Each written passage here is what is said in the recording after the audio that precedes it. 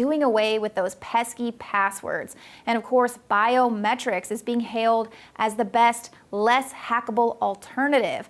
But there's just one problem with that. Every single time they roll out a new biometric security measure, it's bypassed with a really easy technique. For instance, eye scanning authentication can be skirted by simply printing a high-res photo found in a Google search.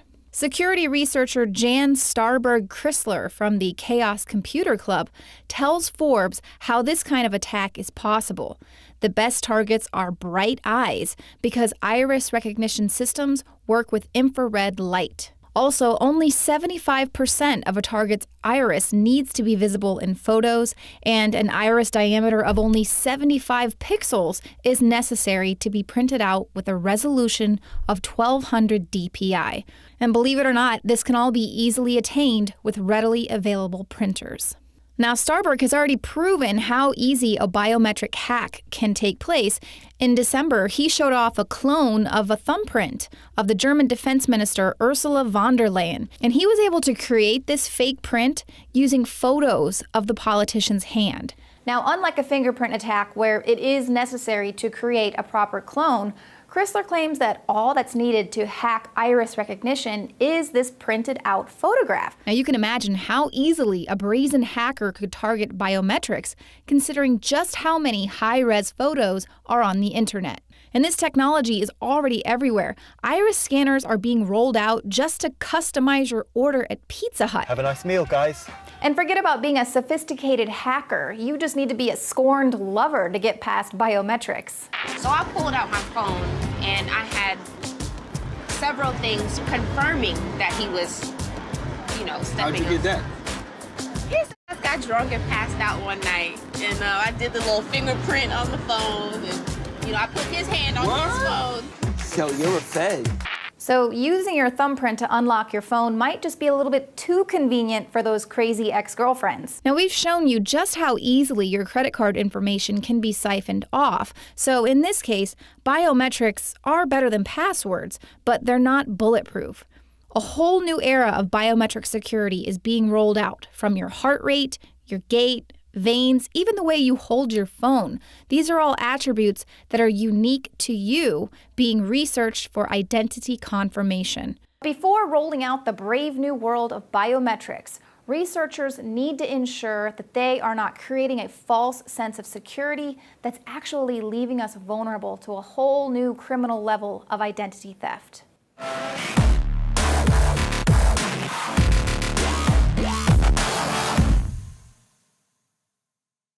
Another major health threat, this one in Toledo, Ohio, where everybody in the entire city has been told not to drink the water. Ohio's governor declaring a state of emergency. Did you know that the average person uses about 80 to 100 gallons of water at home every single day? If there's a water emergency, will you be prepared? Panicked residents forming long lines throughout the day. We're here at a supermarket in Toledo. You can see the shelves empty where water once was. To stay safe and healthy during a crisis, you must have access to safe, clean water. Water which will not be available at your local grocery store. There's a mad dash on right now to stock up on supplies. The ProPure Pro 1 G2.0 water filtration system is a must-have for every modern, independently minded household. Protect your family's safety during an emergency. Go to InfoWarsStore.com today to purchase your ProPure Pro 1 G2.0 water filtration system or call 1-888-253-3139.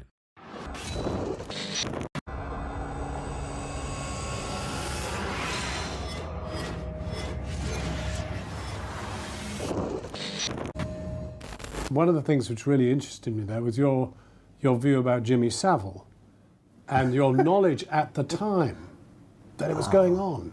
Yeah. Unfortunately, I think all of us, what we call the peoples, knew what was going on with the BBC. As bad as we now know it was? Yeah, we knew. We all knew. We knew that you go to Top of the Pops, what you were facing. It was common knowledge, but it wasn't common knowledge in the media. British entertainer Jimmy Savile victimized young girls on national television, openly flaunted abusing 177 patients between the ages of 5 and 75 at 41 hospitals. keeping their eyeballs as souvenirs. Hospitals have rules with patients and things like that. Well, because I'm dyslexic when I want to be, I don't understand rules. Jimmy Savile's victims have faced years of pain. We owe it to them and to our audiences to understand how this could have happened and to make sure that everything we do ensures that nothing like this could ever happen again. Now exposed as a hoax, this video just adds clarity to the pile of criminal activity the bought and paid for politicians and media ignore in the interest of national security. As evidence escalates on the cancerous perversion that has festered secretly in the back rooms of the elite. Institutional paedophile rings operating in this country now. Sorry, I just asked Nick Clegg. I just asked Nick Clegg a question. Hoax, you ask? There's a bizarre satanic ritual being described by children in a video. Tell us about that.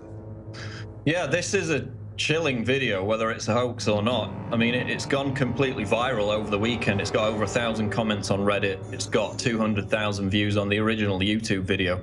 And it's basically two young children describing how they were allegedly sexually abused and forced to partake in bizarre satanic baby sacrifice rituals by all these police, head teachers, and other local officials in an area of London. There are literally 20 videos of these children on the internet describing in detail what they were put through.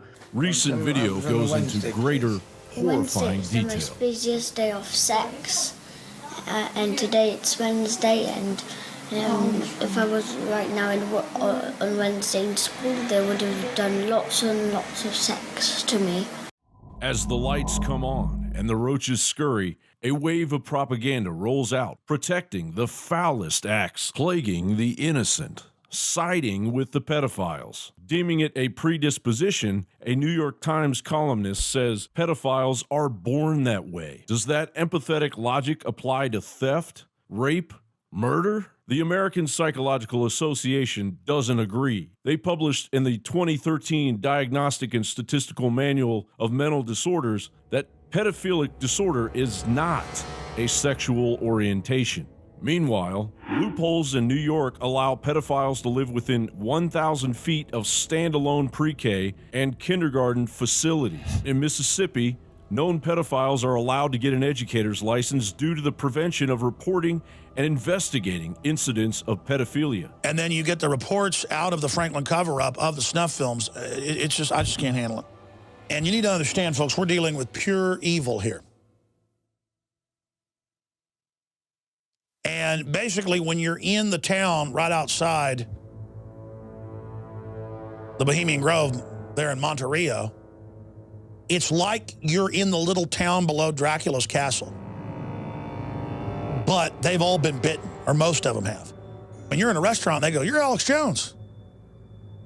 And they go, "We don't like you. We're not serving you. Get out of here." And we're like, "Well, our camera's in the car," and I should have just confronted them. I mean, you go to that town, they work for the castle up on the hill, and they know it. And nobody wants to talk about the dead kids. Nobody wants to talk about the satanic rituals. Nobody wants to talk about it. And then people make jokes about it and go, "Oh, there's nothing going on there." Well, yeah, during the 2 weeks that it officially goes on, most of the people there aren't devil worshippers or pedophiles, but they get all the actors and directors and the people they're into to come there, and they ship in male prostitutes and top gay porn stars. That's in the news. Watch my films, and they do, have gay sex there, and that's just the intro into it, though. And then they break off and go to other camps in the area. And so that's the gateway into this whole situation. Finally, new laws, investigations, and harsher penalties are bringing these crimes into the center of our blinded attention. Your children belong to you, not a government run by hell's elite. 4 years ago, I asked you, what were you going to do about institutional paedophile operating in this country now? Your reply to me, Nick, was, "I don't know what you mean by institutional paedophile rings." Do you understand what I was talking about 4 years ago now, Nick, and stay in my eyes? Taxes, thanks very much. Oh, thank you. Gotcha. John Bound for INFOWARS.com.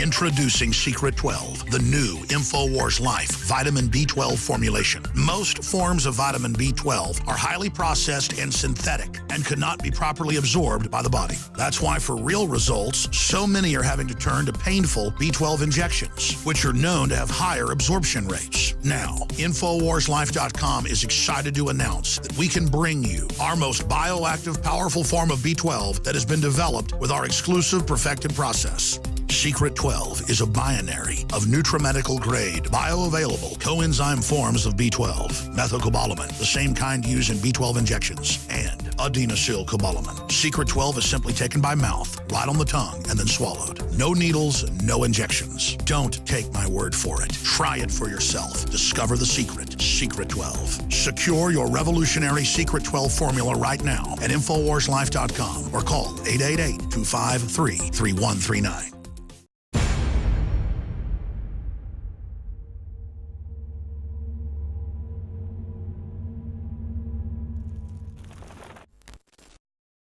How would you like to have an RFID microchip implanted underneath your skin? Or maybe an electronic tattoo that sticks to your arm or your wrist? Not only does it look badass and trendy, but it's also every bit as useful and complex as your smartphone. Now, I know it sounds like something futuristic or even something out of a science fiction movie, but guess what? The future is now. And not only does this technology already exist, but it's already being developed and implemented at a rapid and accelerated pace as the technological elite finally begin to bridge the gap between our digital and physical identities.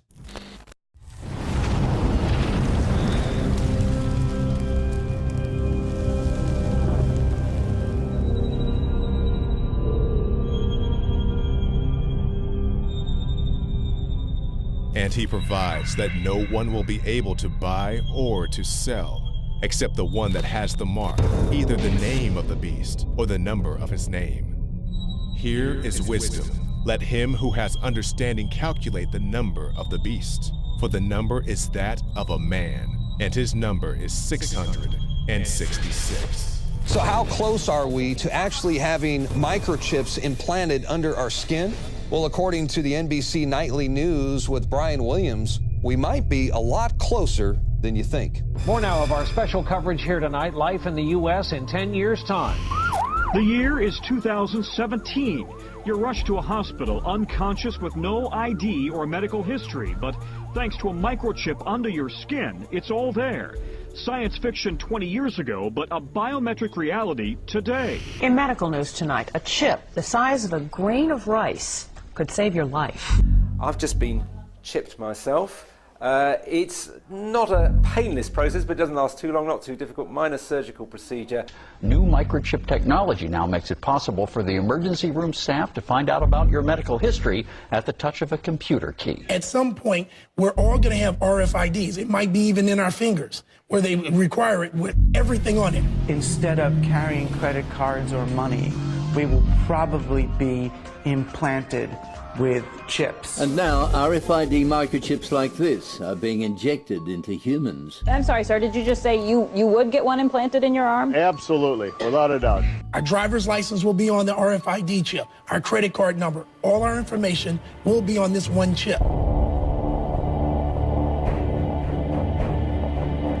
The chip is encased in unbreakable glass and is about the size of a grain of rice. The procedure is done with anesthesia and is relatively pain-free. It felt pretty scary, but at the same time it felt very modern, very 2015. The government has just approved the use of a computer chip that would be implanted under your skin. When complete, everyone will have a unique 12-digit identity number. If hospitals purchase this detection equipment, the system will most likely start to include more and more people in those communities who will want the chips. Wow. Interesting stuff. Everybody could have one of those one day. Does Google now know everything I do and everywhere I go? Because, let's face it, we like you guys, but you're from Google. It may be true that 10 to 20-year-olds don't want to wear a watch on their wrist, but you can be sure that they'll be far more interested in wearing an electronic tattoo, if only to piss off their parents. Forget mobile phones. Your children and grandchildren may well want an implant instead. You know, when we check out at the grocery store, we'll be swiping